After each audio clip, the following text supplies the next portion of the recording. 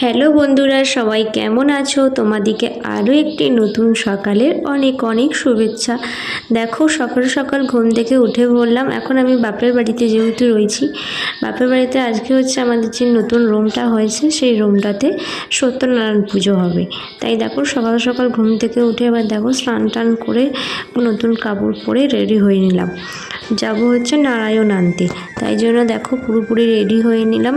আর কেমন লাগছে আমাকে একটু কমেন্টে সবাই জানিও, আর পুরো ভিডিওটা কন্টিনিউ দেখতে থাকো তোমরা অনেক। চলো মায়ের হাতে হাতে কিছুটা কাজে হেল্প করি। আর এই সত্যনারায়ণ পুজো জোগাড় করা তো অনেকটাই চাপ থাকে। দেখি আমার একটা জেঠুমা চলে এসেছে, জেঠিমা অনেকটা কাজে হেল্প করছে মাকে। আর আমি এদিকে চলে এলাম ফুলের কিছু মালা গাঁথতে। মা বললো ফুলের মালাগুলো একটু গেঁথে দিই, তাই ফুলের মালাগুলো দেখো গেঁথে দিচ্ছি। আর তোমরা দেখো কি সুন্দর লাগছে। আমাদের এই রুমটা এখনও কাজ পুরোপুরি কমপ্লিট হয়নি, কিছুটা কাজ এখনও বাকি আছে। তারপর দেখতে দেখতে পুরোহিত মশাই চলে এসেছে। এবার আমাদের নারায়ণ আনতে যেতে হবে। নারায়ণ যেহেতু একজনকার বাড়িতে আছে, অনেকটাই দূরে তাদের বাড়ি, তাই সবাই মিলে চলে গেলাম নারায়ণ আনতে। নারায়ণ নিয়ে বেরিয়ে পড়লাম রাস্তাতে। রাস্তাতে দেখছো কত স্লিপ হয়েছে। এই স্লিপ ভীষণ পরিমাণে বৃষ্টি হচ্ছে তো, পাকা রাস্তায় প্রচণ্ড স্লিপ হয়ে গেছে। আর অনেকটা দূরে তো নারায়ণ আনতে গিয়েছিলাম। তারপর দেখো শাঁখ, ধুনো, ধূপ সমস্ত কিছু নিয়ে নারায়ণকে আমাদের বাড়িতে আনা হচ্ছে। নারায়ণ নিয়ে চলে এলাম বাড়ির দিকে। আস্তে আস্তে রওনা হয়ে গেলাম বাড়িতে। দেখো বাড়িতেও প্রায় চলেই এলাম, বাড়ির কাছাকাছি। আর নারায়ণকে নতুন ঘরে প্রবেশ করানো হলো।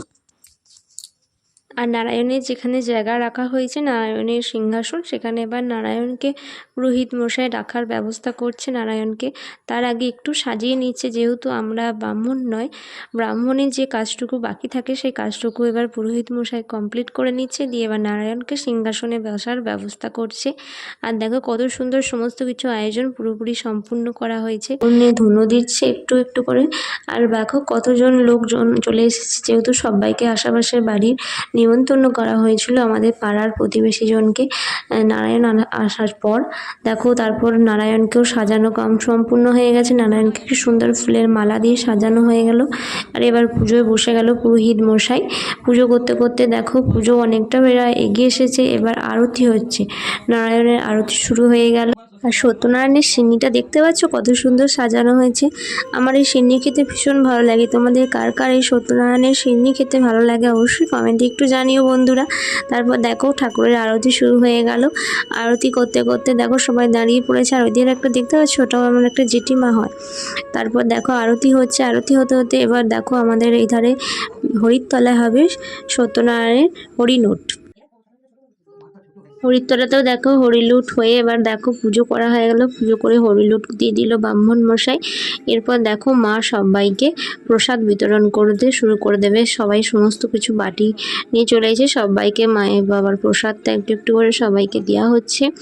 আর এদিকে দেখো আমি পুরো ভিডিওটা হয়তো কিছু কিছু ক্লিপ নিতে পারিনি, তোমরা পুরো ভিডিওটা দেখতে থাকো। আজকে সারাদিনে কি কাজ করি না করি সব কিছুই তোমাদের সঙ্গে এই ভিডিওর মাধ্যমে শেয়ার করব। এরপর দেখো প্রসাদটা সবাইকে দিয়ে দেওয়া হয়ে গেল। এরপর আমাদের দুপুরের খাবারের জন্য আবার আয়োজন করা হবে, যেহেতু মা সকাল থেকে উপোস আছে। এবার দেখো তাড়াতাড়ি করে ভাত রান্নাও চাপানো। আমি ততক্ষণে দেখো ড্রেসটা চেঞ্জ করিনি, একটু ভালো রান্নাটা কিছুটা এগোনো যাক।